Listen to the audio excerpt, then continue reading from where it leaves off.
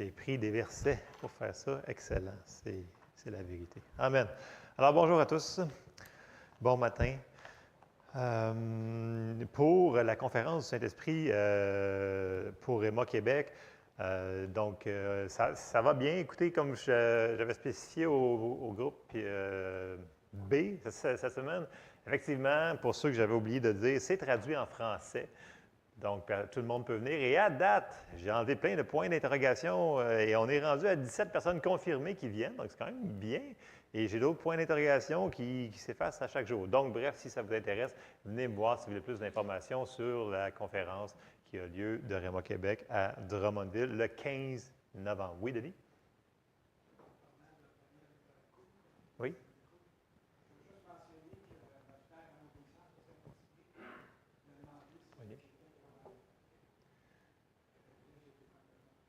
Wow, merci.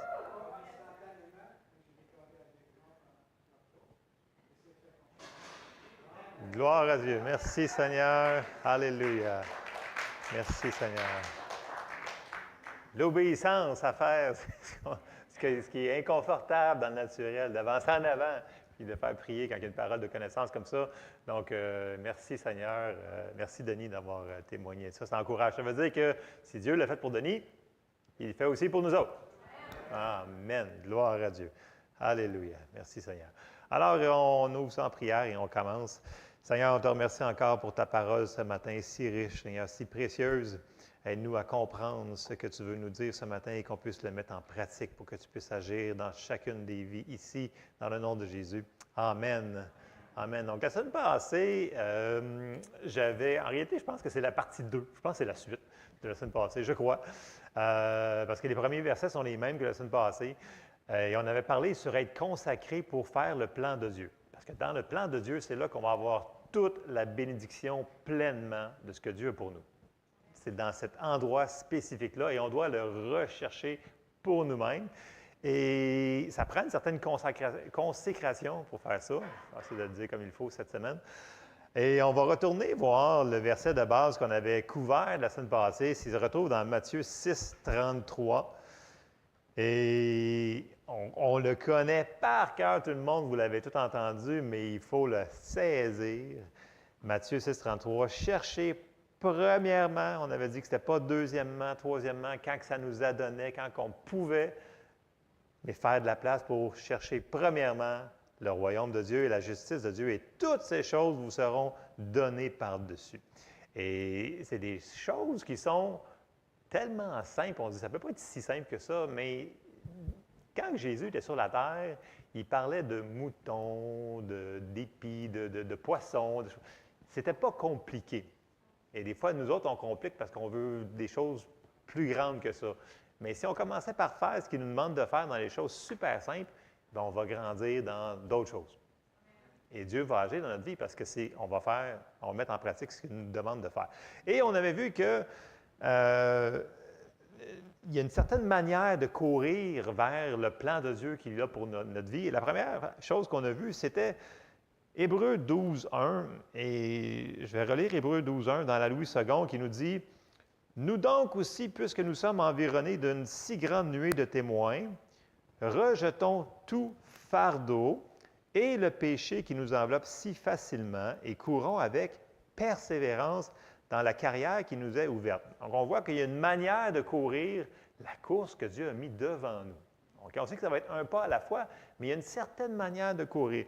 Dans la New Living Translation, ça nous dit « Enlevons tout poids qui nous ralentit dans notre course, en particulier le péché qui nous fait si facilement trébucher, et courons avec endurance. » Là, on a vu persévérance dans la Louis II, on voit endurance, la course que Dieu nous a lancée. Donc, on ne court pas de n'importe quelle manière. Premièrement, on sait qu'il faut enlever le péché de notre vie. On ne cherche pas des bébites, mais on sait certaines choses qu'on doit enlever. Et ça, il faut qu'on le fasse. On a vu plein d'autres choses la semaine passée que je ne recouvrirai pas, mais on a vu, il y avait l'orgueil, l'inconstance, la paresse, la peur, les mauvais motifs. Puis c'est qui qu'il fallait qu'il le fasse? C'était nous autres. Nous autres, on doit enlever certaines choses qui nous empêchent de courir vers ce que Dieu nous appelle à être et à faire. Et ça, c'est notre responsabilité. On vient de le lire. on doit le courir avec persévérance et endurance. Parce que, vous savez, quand on commence notre marche chrétienne, bien, ça ne finit pas 5 minutes plus tard. Donc, c'est un pas à la fois et un autre pas à la fois, et c'est plus une longue distance qu'un sprint jusqu'à la porte. Ça veut dire qu'il va falloir y aller avec persévérance et ne pas arrêter parce qu'il va y avoir des choses dans le naturel qui vont sembler contredire la parole de Dieu et son plan qu'on a vu qui était très bon pour nous autres. Et ce n'est pas parce qu'il y a un délai dans le naturel que Dieu ne nous a pas donné la chose. Donc, on doit continuer avec persévérance et endurance. Troisièmement, on l'avait effleuré celui-là, courir selon ce qui est écrit dans la parole de Dieu. Donc, tout le monde, on sait, on met en pratique Jacques 1,22 qui nous dit « Mettez en pratique la parole. Ne vous bornez pas à l'écouter. » C'est super d'écouter 50 enseignements par semaine, lire 3 livres, mais si là-dedans, on ne met rien en pratique, ça nous amène nulle part. Il faut éventuellement le mettre en pratique. Des petits pas. En vous trompant vous-même par de faux raisonnements. Donc, la personne qui ne le met pas en pratique ce qu'il entend, parce qu'on en mange plus, mais on n'a pas mis en pratique ce qu'on a vu, on se trompe nous-mêmes. Puis quelqu'un qui est trompé lui-même, il s'en aperçoit même pas. Donc, faisons attention. Quand on comprend quelque chose, on le met en application. Et c'est là-dessus qu'on s'en va ce matin. On continue. Et tout ce qu'on va voir dans la parole écrite, ça veut dire que c'est quelque chose qu'on doit ou ne doit pas faire, dépendamment de ce que la parole de Dieu va nous montrer. On avait vu aussi que marcher dans l'amour faisait partie de cela. Mais il y a aussi des choses qui sont encore plus simples, qu'on voit dans les versets, mais qu'on passe par-dessus parce qu'on les connaît ou des fois, on ne lit pas ces parties-là, et qui va nous empêcher de marcher et de recevoir le meilleur de Dieu. Et un exemple de ça qu'on va aller ce matin, ça va être l'emphase du message, c'est Philippiens 2, verset 14, je vais commencer dans la Louis II. Ça nous dit « Faites toutes choses sans murmure ni hésitation. » Donc, on voit une chose qui semble vraiment anodin, ce verset, bon, tout le monde on connaît ça, faire toutes choses sans murmure ni hésitation. Mais si on marche dans le murmure, ça va nuire à notre foi. Ça va ralentir, c'est une chose, c'est un des poids qu'on a vu, un des fardeaux qui va nous empêcher de marcher, de courir notre marche chrétienne. Et c'est là-dessus qu'on va aller voir ce matin. Et le meilleur exemple qu'on a, c'est le peuple d'Israël. Le peuple d'Israël, quand il a été sorti de l'Égypte, OK? Donc, vous savez que c'est une représentation de nous autres. Et quand Dieu les a sortis de l'Égypte, c'est comme nous qui sort du monde et qui est né de nouveau. C'est le parallèle qu'on va faire. Donc, l'Ancien Testament, c'est le Nouveau Testament en images. C'est écrit pour notre enseignement. Et là, on va aller le voir, mais en commençant par le Nouveau Testament, de ce qui explique sur ce qui s'est passé aux enfants d'Israël. Qu'est-ce qu'ils ont fait de correct et surtout qu'est-ce qu'ils ont fait de pas correct qui pourrait nous arriver à nous autres. Donc, Dieu nous a écrit par Paul dans l'Épître aux Corinthiens des choses assez vraiment, c'est assez sérieux. C'est des choses que il faut qu'on réalise l'ampleur, pourquoi il nous explique ça dans le Nouveau Testament, d'aller regarder ça. Bien, c'est parce qu'on en a de besoin. Parce que s'il n'y avait pas de danger qu'on le fasse, il ne nous le dirait pas. Donc, on va retourner, aller voir 1 Corinthiens au chapitre 10 et on va commencer au verset 1. Et là, on commence. Je suis dans la Louis II. Frères, je ne veux pas que vous ignoriez que nos pères ont tous été sous la nuée et qu'ils ont tous passé au travers de la mer, qu'ils ont tous été baptisés en Moïse dans la nuée et dans la mer, qu'ils ont tous mangé le même aliment spirituel, qu'ils ont tous bu le même breuvage spirituel, car ils buvaient à un rocher spirituel qui les suivait, et ce rocher était Christ.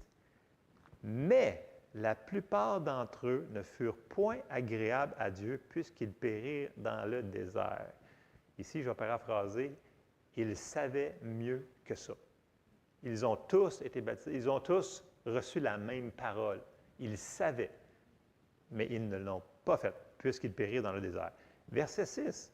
Or, ces choses-là sont arrivées pour nous servir d'exemple, afin que nous n'ayons pas de mauvais désirs comme ils en ont eu. Et là, il va faire une liste de choses, pas trop génial. Ne devenez point idolâtres, comme quelques-uns d'eux, selon qu'il est écrit, le peuple s'assit pour manger et pour boire, puis ils se levèrent pour se divertir. Ne nous livrons point à l'impudicité, comme quelques-uns d'eux s'y livrèrent, de sorte qu'il en tomba 23 000 en un seul jour. Ne tentons point le Seigneur, comme le tentèrent quelques-uns d'eux, qui périrent par les serpents. Verset 10. Ne murmurez point, comme murmurèrent quelques-uns d'eux, qui périrent par l'exterminateur. Ces choses leur sont arrivées pour servir d'exemple et elles ont été écrites pour notre instruction à nous qui sommes parvenus à la fin des siècles. On ne peut pas être plus à la fin des siècles que nous autres. Ça a été écrit pour nous autres, notre instruction. Et c'est ça qu'on va aller voir ce matin. Et ces choses-là leur sont arrivées pour qui? Pour notre instruction à nous autres. Il y a beaucoup de passages sur ça, mais je vais m'attarder sur le verset 10 qui va faire l'emphase sur le murmure. Je sais que j'ai déjà enseigné là-dessus, mais c'est ce que je vais continuer ce matin à faire sur ça. La première chose à établir comme base, OK, c'est que même si le Seigneur nous a donné sa parole ou une promesse, sur un certain sujet, mettez ici là, ce que vous êtes en train de croire Dieu, donc vous avez vu le passage dans la Bible qui vous dit, le Seigneur vous a promis telle chose, et là, après ça, on sait qu'il faut qu'on le prenne, mais on sait qu'il faut qu'on le prenne par la foi. Donc, on sait que le passage est là, on lit les versets qui ont rapport à notre situation et on le prend. Et on connaît les principes de la foi, mais on va juste remettre la base qui est dans Romains 10, 9, 10. On va le relire pour être sûr qu'on fait vraiment la bonne chose. Romains 10, 9, 10. On va aller voir verset 11 aussi, là. Si tu confesses de ta bouche le Seigneur Jésus et si tu crois dans ton cœur que Dieu l'a ressuscité des morts, tu seras sauvé. Car, voici le principe, c'est en croyant du cœur qu'on parvient à la justice et c'est en confessant de la bouche qu'on parvient au salut selon ce que dit l'Écriture. Quiconque croit en lui ne sera point confus. Ça, on sait ça. On sait qu'il faut qu'on croie du cœur, il faut qu'on confesse de notre bouche. C'est la manière qu'on prend les promesses de Dieu. Mais, si on décide de dire l'inverse de la parole de Dieu, est-ce que la parole de Dieu va fonctionner dans notre vie? Non, parce que Dieu nous a dit de dire, de croire dans notre cœur et de le confesser. Donc, quelqu'un qui veut avoir le plus grand miracle du monde, puis qui dit « Non, je ne crois pas que Jésus est le sauveur du monde, et non, je ne le reçois pas de sa bouche », bien, il ne sera pas sauvé. Ça, c'est simple, on le connaît, on sait ça. C'est le salut, c'est la... Oui, mais c'est la même chose, c'est le même principe. Si c'est bon pour le plus grand des miracles, c'est bon pour les autres promesses de Dieu. Alors, Jésus a payé plein d'autres choses pour nous autres, et il faut qu'on les prenne comme ça. Donc, il faut qu'on croie, mais il faut qu'on le confesse aussi. Ça m'appartient et c'est à moi. Et on doit être constant à garder cette confession de foi-là pour jusqu'à arriver à la manifestation de ce qu'on a pris comme promesse. Okay? Que ce soit pour la guérison, comme Denis qui est venu sur sa guérison, il a continué, il l'a reçu jusqu'à l'accomplissement. On continue jusqu'à quand? Jusqu'à l'accomplissement. Okay? Le processus fonctionne tout le temps. La foi fonctionne tout le temps. Est-ce qu'on va marcher avec persévérance et endurance? C'est nous qui devons décider de consacrer, de décider nos paroles et ce qu'on va mettre nos yeux dessus pour continuer à marcher. Parce qu'il y a plein d'autres choses qui vont essayer de nous distraire, de garder le focus sur la parole de Dieu. Et comme Israël le fait, ce qu'on va aller voir dans les passages, dès qu'il y avait un événement dans le naturel, il disait « Ah non, la parole de Dieu n'est plus vraie. La promesse, ça ne fonctionne plus parce que là, il arrive telle chose dans ma vie. » Et le problème, parce qu'ils nous disent ça, c'est qu'on est pas mal comme eux. On a tendance à faire la même chose qu'eux autres. Sinon, ça ne nous dirait pas de « Faites attention de ne pas faire comme eux autres. » Vous me suivez? Et on va aller voir ce qu'ils ont vu. Bon, on va commencer par se rassurer que comme eux, ils avaient des promesses, nous autres, on a des promesses. Mais là, Dieu, regardez bien ce que Dieu, puis là, c'est sûr qu'il a plusieurs endroits, là, Dieu va répéter cette promesse-là, mais j'aime bien dans la manière que c'est phrasé dans Exode 3, parce qu'on voit le cœur de Dieu, comment il les aime, puis comment il veut les aider. Regardez bien, on s'en va dans Exode 3 au verset 7. Donc, voici là, Dieu, il apparaît, il parle à Moïse, puis il dit, l'Éternel dit, il parle à Moïse, il dit, j'ai vu la souffrance de mon peuple qui est en Égypte. Et j'ai entendu les cris qui lui font pousser ses oppresseurs, car je connais ses douleurs. Donc, les gens disent, « Ah, mais Dieu, il ne sait pas ce que je passe. » Oui, il le sait. Oui, il le sait. Et ça lui fait de la peine et il veut faire de quoi. Et alors, c'est là qu'il intervient avec des promesses et des paroles pour nous autres. Et là, il dit au verset 8, « Je suis descendu pour le délivrer de la main des Égyptiens et pour le faire monter de ce pays dans un bon et vaste pays. » Pas n'importe où, là. Dans un bon et vaste pays, dans un pays où coule le lait et le miel, dans les lieux qu'habitent les Cananéens, les Hétiens, les Amoréens, les Phérésiens, les Héviens et les Jébusiens, qui faisaient tout ce qui était l'inverse que Dieu aimait, donc ils faisaient toutes les abominations. Il dit, je vous donne ce pays-là, c'est le plus beau des pays, il est déjà tout cultivé, c'est un bon pays. Voici les cris d'Israël sont venus jusqu'à moi. Les gens disent, ouais, mais est-ce que Dieu nous entend? Oui, Dieu nous entend quand on crie à lui. Donc, quand vous demandez, Seigneur, aide-moi, il nous entend. C'est la même chose.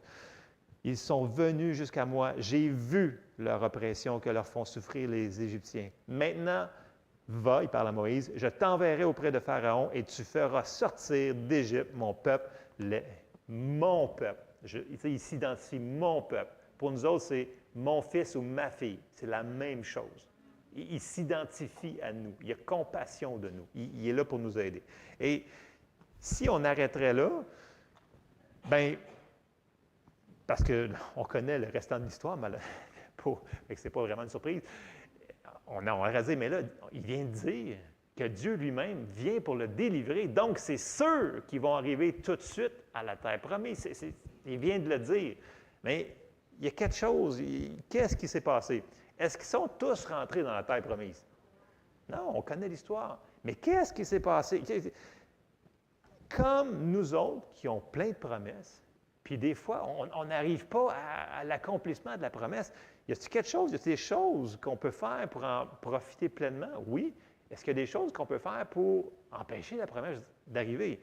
Et une des raisons qu'on voit ici, qui nous est expliquée dans 1 Corinthiens 10, c'est le murmure. Ils ont dit l'inverse, ce que Dieu disait, à cause que la circonstance dans le naturel changeait et n'était pas selon la promesse. Donc, ils ont dit, la parole de Dieu, elle n'est plus bonne. Et je sais qu'on dit, ouais, mais je n'ai pas tendance à faire ça. Examinons ce qu'on fait. Des fois, c'est des petites choses qui vont nous enfarger dans notre marche pour nous ralentir, pour arriver à l'endroit où est-ce que Dieu veut vraiment qu'on reçoive toutes ses promesses pour nous autres. Et pourtant, une circonstance dans le naturel ne devrait pas nous faire penser que ça annule la promesse de Dieu. On le sait, mais la promesse que Dieu avait faite ici, là, il n'y a aucune ambiguïté. Là. Il a dit, personnellement, je suis descendu pour le délivrer de la main des Égyptiens, pour le faire monter de ce pays dans un bon et vaste pays. Et comme je l'ai dit tantôt, nous autres aussi, on a plein de promesses. Et on va aller regarder ce qu'ils ont fait parce qu'on sait que la parole va nous dire qu'ils ont 10 fois tenté l'Éternel. Bon, il y en a plus que ça en réalité parce qu'il y a des choses qui ne comptent pas, mais on va aller en voir 10. Et chose intéressante sur les 10 choses qu'on va aller voir, je vais être assez rapide, n'inquiétez-vous pas, c'est que le monde pense que ces 10 choses-là se sont passées sur 40 ans. Non, non, non. Ça, c'est plus tard, ça. Mais pour ça, là, si on calcule dans les commentaires bibliques, si on regarde les mois qui sont sortis d'Égypte, choses comme ça, optimistiquement, c'est environ 12 à 16 mois. Donc, il y en a qui disent 12 mois. On va dire, mettons, 12 mois. Donc, tout ça qu'on va voir, là, à partir du moment qu'ils sortent d'Égypte jusqu'à temps qu'ils arrivent à la terre promise puis qu'ils envoient les espions, tout ça se passe en l'espace d'environ 1 an. 1 an et quelques poussières. OK, vous me suivez? OK, on part. Là, Dieu les sort par des signes, des miracles et des prodiges. Et là, eux autres sont comme, wow, Dieu est vraiment avec nous. Et là, on arrive à Exode 14 et au verset 11. Et tout de suite après, il arrive une circonstance. L'armée court après eux autres. Et voici, regardez bien ce qu'ils vont dire. Ils dirent à Moïse, « N'y avait-il pas de sépulcre en Égypte sans qu'il fût besoin de nous mener mourir au désert? » Est-ce que Dieu les a sortis pour les faire mourir dans le désert? Non, ce n'est pas ça la promesse. « Que nous as-tu fait en nous faisant sortir d'Égypte? N'est-ce pas là ce que nous te disions en Égypte? Laisse-nous servir les Égyptiens, pardon, car nous aimons mieux servir les Égyptiens que de mourir au désert. » Wow! Première contradiction qui arrive et tout de suite, flouf, il n'y a plus de promesse de Dieu. Donc, on voit que leur attitude en partant n'était pas bonne. C'est peut-être parce qu'ils venaient juste de sortir, il était trop... OK, on continue, on avance un petit peu. Exode 15, verset 23. Là, il arrive à un endroit où est-ce que l'eau, elle est amère. OK? Exode 15, je vais aller vite pour les 8 premiers, parce que vous connaissez ces choses-là, mais il faut se les rappeler parce qu'on a tendance à laisser glisser des choses. C'est pour ça qu'il faut être répétitif. Ce n'est pas pour vous ennuyer ce matin, là. Je sais que vous connaissez cette partie-là de notre Bible, mais des fois, on n'y retourne plus après une couple d'années. Et c'est bon d'y retourner dans ces coins-là. On a des choses à apprendre. Exode 15, verset 23. « Ils arrivèrent à Mara, ils ne purent pas boire l'eau de Mara parce qu'elle était amère. C'est pourquoi le lieu fut appelé Mara. Alors, est-ce que Dieu les a laissés mourir là? Non. Mais, avant qu'ils fassent quelque chose, le peuple murmura contre Moïse en disant « Que boirons-nous? » Et là, c'est blablabla, blablabla, blablabla, il continue. Jusqu'à temps que Dieu dise « Moïse, met le bâton dans l'eau. » Et voilà, l'eau fit saine et ils puissent tout boire, tous les millions qui étaient là, à part du bétail, des choses comme ça. Ils ont encore murmuré. Donc, on voit que le pattern va rester pas mal le même. Là. Troisième fois qu'ils font ça. On avance un petit peu plus loin. Exode 16, verset 2. Et là, toute l'assemblée des enfants d'Israël murmura dans le désert contre Moïse et Aaron. Les enfants d'Israël leur dirent, « Que ne sommes-nous morts par la main de l'Éternel dans le pays d'Égypte? Quand nous étions assis près des pots de viande et quand nous mangions du pain à satiété. » Je m'excuse, vous étiez des esclaves, OK? Qui se faisaient battre à chaque jour et qui... Et là, eux autres, on dirait qu'ils ont oublié. Là, leur mémoire est comme... Et quelqu'un qui murmure, vous allez remarquer, c'est spirituel. Ils ont les yeux voilés. Ils oublient les choses. Ils sont vraiment dans un autre... Leur perception, elle est changée. Elle est complètement incorrecte. Et vous saurez que excusez-moi, aussi des pots, manger du pain à satiété, ouais, car vous nous avez menés dans ce désert pour faire mourir de faim toute cette multitude. Et là, on va commencer à voir la miséricorde de Dieu. Parce que là, Dieu dit, d'accord, je vais vous envoyer la manne. Et là, il va leur donner des instructions très précises qu'on connaît. Vous allez la chercher à chaque jour. Pas le sabbat, bien, ils font l'inverse, bien entendu. Aucun problème, hein? L'obéissance. Mais Dieu il leur donne quand même, parce que Dieu avait dit, je vous amène. La promesse n'a pas changé, là. Dieu veut qu'ils se rendent là. Mais là, il y a un manque de coopération de la part de ceux qui veulent amener. Et là, leurs paroles sont toujours contradictoires. Ils murmurent, ils murmurent. On continue. Quatrième point. Exode 16, bien, la quatrième place en réalité. « J'ai entendu les murmures des enfants d'Israël. Dis-leur, entre les 2 soirs, vous mangerez de la viande, et au matin, vous vous rassasierez de pain, et vous saurez que je suis l'Éternel, votre Dieu. » Donc, là, il y avait vraiment eu de la manne pendant trop de jours. Elle a dit, « Ah, écoute, ça me prend de la viande, sinon on va mourir. Ça prend absolument d'autres choses. » Et là, Dieu va leur envoyer des cailles.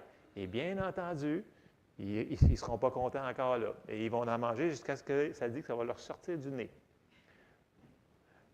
Bref, Dieu il a comme un sens de l'humour sur ça, mais dans le sens que n'étirons pas la miséricorde de Dieu. Okay? Sa grâce, elle est très grande. Mais à un moment donné, il y a une limite. Et là, il commençait à leur faire voir que, OK, je vais prendre soin de vous, je vais vous donner ce que vous voulez, mais vous allez en payer le prix. Cinquième fois qu'ils vont faire, on est juste un petit peu plus loin, un chapitre plus loin, Exode 17, verset 2. Et là, il n'y a pas d'eau. On va mourir ici. Il oublie, je vous amène, toute la gang, on s'en va au pays, à terre promise, là, pays où coule le lait et le miel. La promesse n'a pas changé. On a tendance à faire la même chose des fois? OK, Exode 17. Alors le peuple chercha querelle à Moïse. Ils dirent, donnez-nous de l'eau à boire. Moïse leur répondit, pourquoi me cherchez-vous querelle? Et là, Moïse, qui est l'homme qui se dit le plus patient, le plus meek, le plus humble de toute la terre, commence à en avoir plein son casque. Et quand on dit l'homme le plus patient de toute la terre commence à en avoir plein son casque, ça veut dire que Dieu commence à en avoir plein son casque. Parce qu'il a envoyé qui pour les sortir? Il se sert de Moïse. Et là, on commence à c'est dangereux de toucher à loin de l'Éternel. OK? Bon, on va continuer. Pourquoi tentez-vous l'Éternel? Le peuple était là, pressé par la soif, et murmurait contre Moïse. Il disait, pourquoi nous as-tu fait monter hors d'Égypte pour me faire mourir de soif avec mes enfants? C'est la même chose qu'il répète. Ça commence à être fatigant, là. Vous ne trouvez pas que c'est sur le même ton fatigant? Il murmure, il murmure, il murmure. En passant, murmurer dans le grec, dans l'hébreu, ça veut dire rester au même endroit. C'est ce que ça veut dire. Allez voir dans votre concordance, murmurer dans le grec, ça veut dire rester au même endroit. On parle de courir notre course. Et si on murmure, ça nous ralentit, on reste au même endroit. Ne pensez pas que c'est inoffensif ce qu'ils sont en train de faire là. C'est très contre-productif. Ils mettent leur parole contre la promesse de Dieu. Pas bon, du tout, du tout. 6e fois, Exode 32, verset 1. Moïse s'en va sur la montagne. Dieu dit, monte sur la montagne. Je condense brièvement. Le peuple, voyant que Moïse tardait à descendre, parce qu'on sait qu'il a été au moins 40 jours en haut là-bas, s'assembla autour d'Aaron et lui dit, allons, fais-nous un Dieu qui marche devant nous, car ce Moïse, cet homme qui nous a fait sortir du pays d'Égypte, nous ne savons ce qu'il est devenu. Wow! La mémoire, là, n'est pas si défectueuse que ça. C'est vraiment une décision. Là. Il a dit, non, on va oublier lui, on va se faire un plan, nous autres.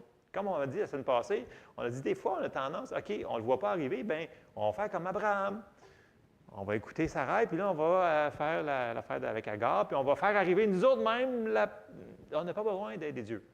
Avec Dieu, il était clair, il savait tout le monde. Là. Alors, ils ont entraîné Aaron dans ce complot-là. Le murmure, c'est contagieux. C'est très dangereux. Et là, on voit, Exode 32, 4, que Aaron, il a dit, d'accord, il n'y en a pas de problème en réalité. C'est qui ce Moïse-là? Il les reçut de leurs mains, jeta l'or dans un moule et fit un veau en fonte. Et ils dirent, Israël, voici ton Dieu qui t'a fait sortir du pays d'Égypte. Et là, on ne le lira pas, là, mais on peut voir que lorsque Moïse descend, il n'est pas content. Et on sait que Dieu est vraiment pas content. Parce que là, sa grâce elle commence à être étirée pas mal. Mais, dans sa miséricorde, il dit, OK, on remonte en haut, fais d'autres tablettes toi-même. Moi, je me retire de ça. On voit que là, il commence à avoir vraiment une exacerbation, comment dire ça? Il commence à être tanné. OK? Il commence à être tanné. On avance, 7e fois. Nombre 11. Et là, le peuple murmura, et cela déplut aux oreilles de l'Éternel. Alors, le feu est arrivé. Lorsque l'Éternel l'entendit, sa colère s'enflamma. Le feu de l'Éternel s'alluma parmi eux et dévora l'extrémité du camp. Et là, tout de suite, Moïse arrive et il intercède le Seigneur pour qu'il sauve le peuple, encore une fois, et il arrête le feu. Mais là, il joue avec le feu pas mal trop souvent.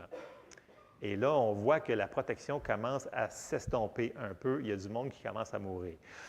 8e point. 8e fois qu'ils vont encore murmurer. On est juste quelques versets plus loin. Nombre 11, verset 4. Le ramassis de gens qui se trouvaient au milieu d'Israël fut saisi de convoitise, et même les enfants d'Israël commencèrent à pleurer et dire « Qui nous donnera de la viande à manger? » Et là, on voit un autre endroit où est-ce qu'ils méprisent encore la manne et qu'ils veulent encore de la viande. Et là, Dieu leur donne de la viande encore, là, qui va leur sortir du nez. Et ça continue. Et là, ça, c'était la 8e fois. Mais là, après ces 8 fois-là, ça, c'est à part, sans compter les autres choses qu'ils ont faites, parce qu'ils ont parlé contre Moïse, ils ont parlé sur plein de choses. Puis là, la terre s'est ouverte pour ouvrir, jusqu'à, vous vous souvenez de ces affaires-là? La terre s'est ouverte. Ça, c'est sans compter ceux-là. Là. Mais là, on est rendu à le 9e endroit, et là, je vais ralentir un petit peu. Nombre 13. Et là, Moïse, il dit, OK, on est rendu sur la terre promise, on arrive, on est rendu, vous le voyez là, pour être sûr, on va envoyer des espions. OK? Nombre 13, verset 27. Là, on voit le retour des espions. OK? Il a envoyé 12 espions, chefs de chaque tribu, ils ont envoyé pour avoir un rapport pour les aider à comprendre que ce qu'il leur avait dit depuis le début, c'était vrai. OK? Donc, on arrive, Nombre au 13, verset 7. Voici ce qu'ils racontèrent à Moïse. Nous sommes allés dans le pays où tu nous as envoyés.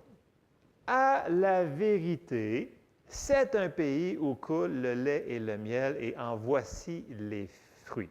Donc, grosso modo, paraphrasant, oui, oui, oui, c'est vrai, ce que Dieu nous a dit depuis le début, c'est vrai. Donc, sa promesse est vraiment vraie.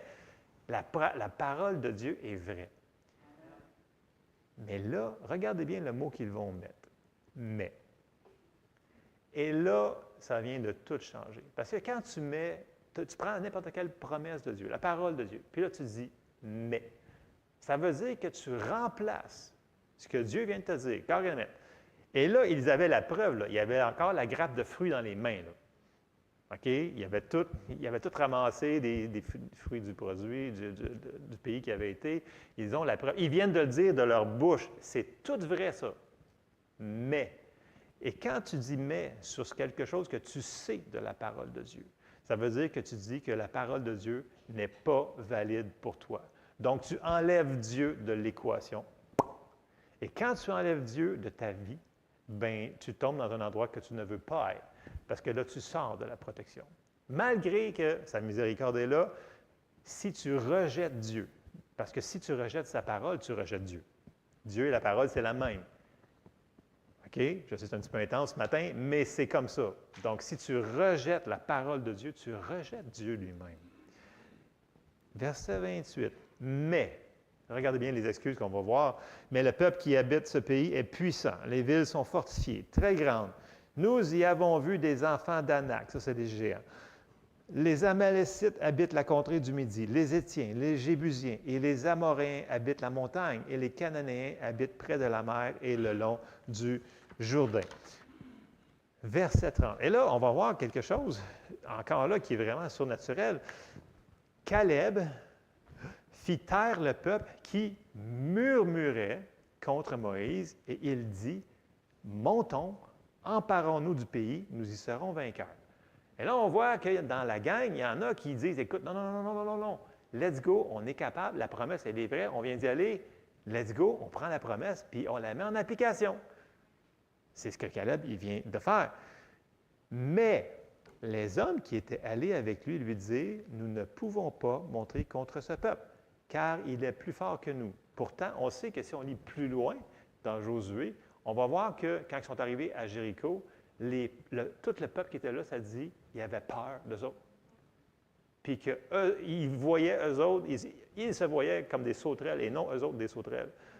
C'est complètement l'inverse. Donc, on voit que le murmure, leur attitude était complètement, ils ne voyaient plus les choses comme Dieu leur avait dit de les voir. Puis, peu importe ce qui était devant eux, si Dieu a dit qu'il y a un mur, bien, s'il dit que tu vas passer au travers, tu vas passer au travers. Il n'y a rien qui ne peut, que Dieu n'accomplira pas quand on va qu'on va croire sa promesse pour nous autres. Donc, ils ont juste rejeté complètement Dieu. Ils ont rejeté sa parole, ils ont rejeté Dieu. Et si on regarde Caleb et Josué, ils avaient la même promesse, mais ils ne l'ont pas reçue de la même manière. On parle de réception, de recevoir la parole de Dieu. Deux confessions complètement différentes. Caleb dit, on est capable, on va y aller. Il y a été, mais 40 ans plus tard. Donc, on voit comment ça peut affecter. Puis l'autre qui ont dit, écoute, on va mourir, puis on va encore mourir. Et là, à un moment donné, le murmure, et regardez bien, 10 espions ont contaminé 3 millions, sans compter les femmes et les enfants et toute l'affaire de personnes. Si ce n'est pas spirituel, cette affaire-là, je ne comprends pas. Comment 10 personnes peuvent influencer 3 millions de personnes? C'est surnaturel, ce n'est pas naturel. Donc, les gens me disent, « Ouais, mais ce n'est pas grave si je murmure. » Non, tu rentres dans quelque chose que tu ne veux pas toucher. Même si tu ne le vois pas avec tes yeux, dans le surnaturel, il y a quelque chose là. Ne touchez pas à ça. C'est dangereux. Et là, regardez bien ce que Dieu va faire, parce que Dieu va accomplir quand même sa promesse. Mais si toi, tu la rejettes, tu rejettes l'appel sur ta vie, tu rejettes ce que tu veux faire, bien, il va se servir de quelqu'un d'autre. À un moment donné, sa parole va toujours finir par s'accomplir. Et là, on arrive dans Nombre 14 et au verset 1. Toute l'assemblée éleva la voix et poussa des cris et pleura toute la nuit. Tous les enfants d'Israël murmurèrent contre Moïse et Aaron, et toute l'assemblée leur dit, « Que sommes-nous morts dans le pays d'Égypte, ou que sommes-nous morts dans ce désert? Pourquoi l'Éternel nous fait-il aller dans ce pays? » Là, ils veulent rester dans le désert et puis aller dans le pays. « Où nous tomberons par l'épée, où nos femmes et nos petits-enfants deviendront une proie. Ne vaut-il pas mieux pour nous retourner en Égypte? » Complètement, là, il n'y a plus aucune logique. Il n'y a rien là-dedans qui fait du sens. Là. Ils se dirent l'un à l'autre, « Nommons-nous un chef et retournons en Égypte. » Et là, ils ont fait un genre de petit complot. Ils ont décidé d'aller se battre. Et ils se sont fait, bien entendu, tout battre cette gang-là. Et après ça, Moïse et Aaron, Moïse était vraiment, il avait beaucoup de peine parce que c'était vraiment son peuple. Puis là, si on se souvient, si on retourne au début, c'était quoi la promesse depuis le début? Que Dieu a dit, qui n'a pas changé. Je suis descendu moi-même, je suis venu moi-même pour délivrer mon peuple et l'amener dans la terre promise. La promesse est la même depuis le début et il va amener son peuple, peu importe les personnes qui vont coopérer ou non. Et regardez bien, on arrive à Nombre 14, verset 20. Et là, Moïse qui a intercédé pour toute cette gang-là, encore là, toute la nuit, pas que Dieu les extermine. On arrive au verset 20. Et l'Éternel dit, « Je pardonne, comme tu me l'as demandé. » Dieu est un Dieu de miséricorde. Mais ils ont mis un principe en branle spirituelle de leur parole. Et Dieu doit l'accomplir. Verset 21. « Mais je suis vivant, et la gloire de l'Éternel remplira toute la terre. Tous ceux qui ont vu ma gloire et les prodiges que j'ai faits en Égypte et dans le désert, et qui m'ont tenté déjà 10 fois, qui n'ont point écouté ma voix. Tous ceux-là ne verront point le pays que j'ai juré à leur père de leur donner. Tous ceux qui m'ont méprisé ne le verront point. Et parce que mon serviteur Caleb a été animé d'un autre esprit. » Encore là, on voit, c'est spirituel, là. Un autre esprit, et qu'il a pleinement suivi ma voix, je le ferai entrer dans le pays où il est allé, et ses descendants le posséderont. Ce que j'ai dit, ça va arriver. Ça arrive tout le temps. Mais cette génération-là n'a pas rentré dedans. Verset 25. « Les Amalécites et les Cananéens habitent la vallée. Demain, tournez-vous et partez pour le désert dans la direction de la mer Rouge. » L'Éternel parla à Moïse et à Aaron et dit, « Jusqu'à quand laisserai-je cette méchante assemblée murmurer contre moi? J'ai entendu les murmures des enfants d'Israël qui murmuraient contre moi. Dis-leur, je suis vivant, dit l'Éternel. Je vous ferai ainsi que vous avez parlé à mes oreilles. Vos cadavres tomberont dans ce désert. » Vous l'avez dit tout ce temps-là, vous l'avez confessé tout ce temps-là, c'est ce que vous allez avoir. Vos cadavres tomberont dans ce désert, vous tous dont on a fait le dénombrement, en vous comptant depuis l'âge de 20 ans et au-dessus, et qui avez murmuré contre moi. Vous n'entrerez point dans le pays que j'avais juré de vous faire habiter, excepté Caleb, fils de Jephuné, et Josué, fils de Nun. 2 personnes. Pourtant, il y avait toute la même promesse. Donc, la majorité n'a pas toujours raison. 2 personnes sur tous les millions ici. Et ils ont eu ce qu'ils ont dit.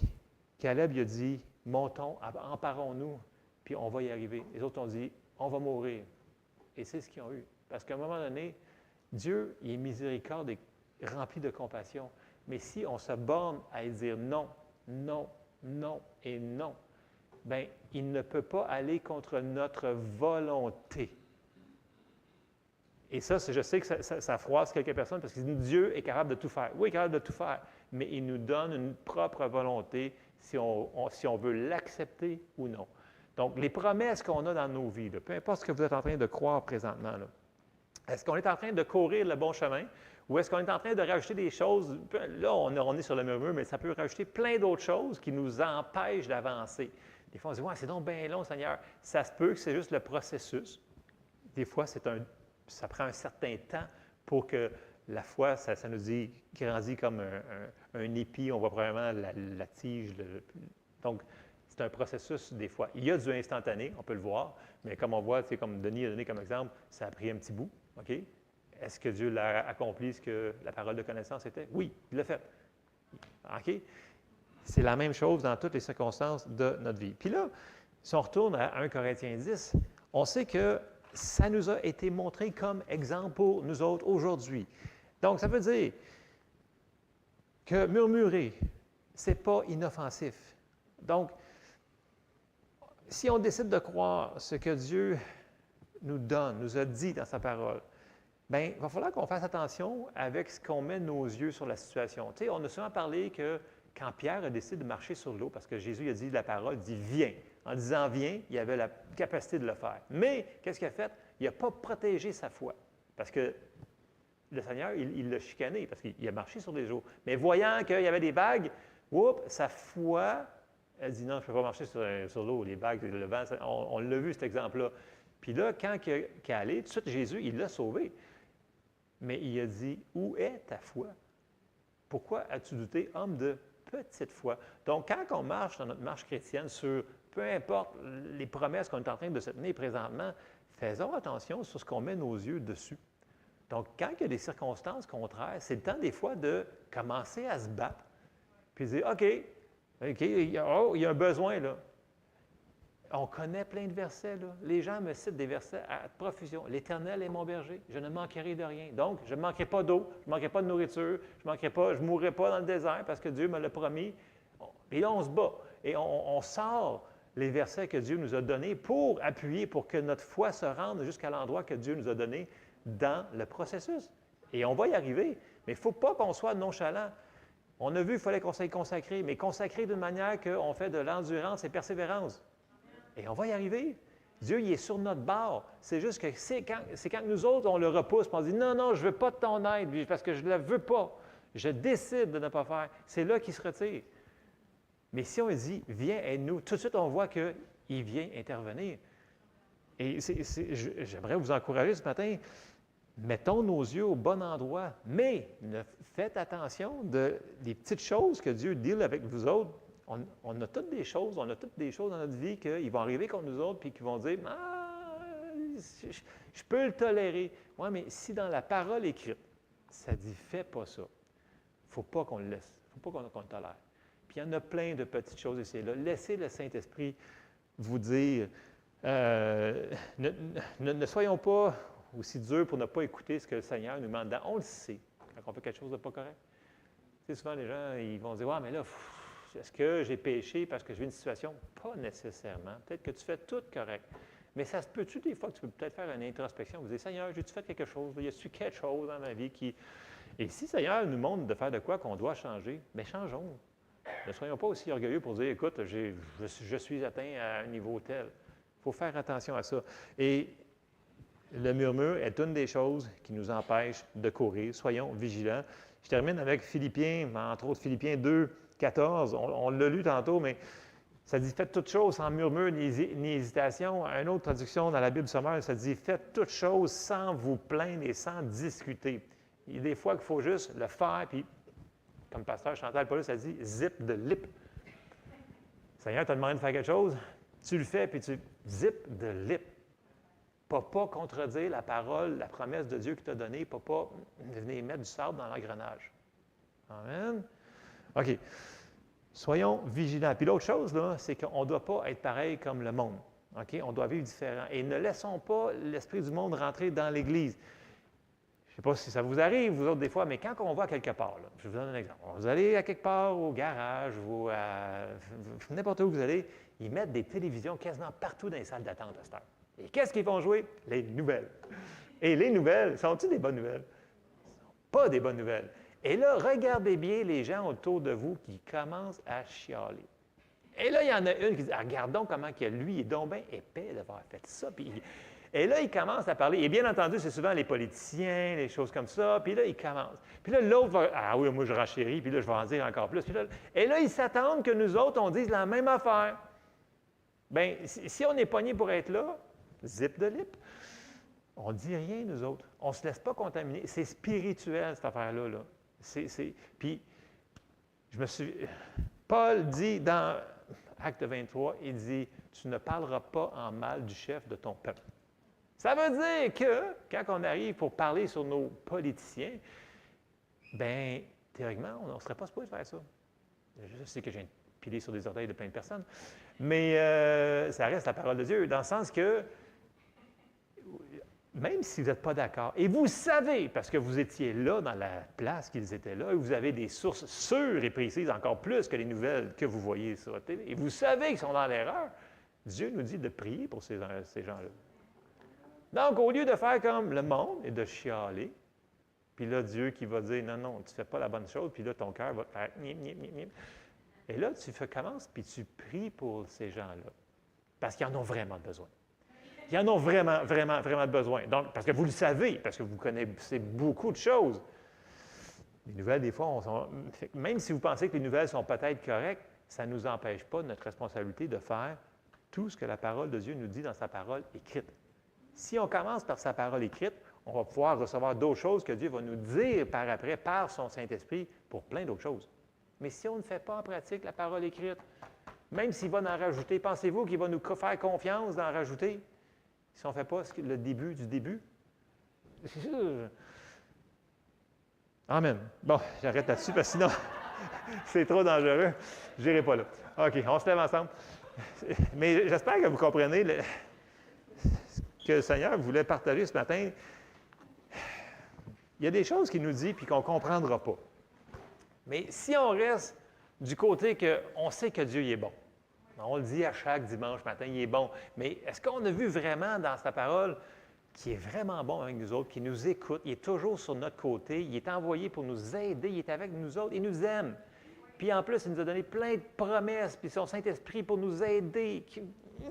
Il est sur notre bord. Fait que quand on a une promesse de Dieu, gardons notre bouche en direction la même manière qu'il nous dit de parler. Et on va pouvoir le laisser agir. Parce que tout le monde, on veut que ça soit plus rapide, les manifestations de guérison, de finances dans nos vies, toutes les choses qu'on est en train de croire. On veut des choses plus rapides. Amen? Moi, je veux que ce soit plus rapide. Et je m'aperçois qu'il y a des choses qui sont souvent reliées à nous autres qui ralentissent le processus. Ouch! Et ça, c'est en le faisant à chaque jour dans les petites choses, petites choses, petites choses. Et là, quand on fait toutes les petites choses, ça devient une accumulation et on devient de plus en plus en position de faire accélérer les choses. Et on le voit. Les gens qui le font, le mettent en pratique, on le voit, les résultats, et ils vont témoigner parce que ça l'arrive. Les gens qui font l'inverse, on voit, ah, c'est dur, et ils s'en vont dans l'autre. Là, tu fais, mais pourquoi tu n'as pas fait ça? Bien, parce que. Et là, il va y avoir plein d'excuses. Donc, je vous encourage, restons sur la parole écrite. Amen? Amen. Seigneur, on te remercie, Seigneur, on te demande ton aide. Merci parce que tu es bon, Père Céleste. Tu as tout payé le prix pour nous par ton Fils Jésus, Seigneur, toutes ces promesses-là.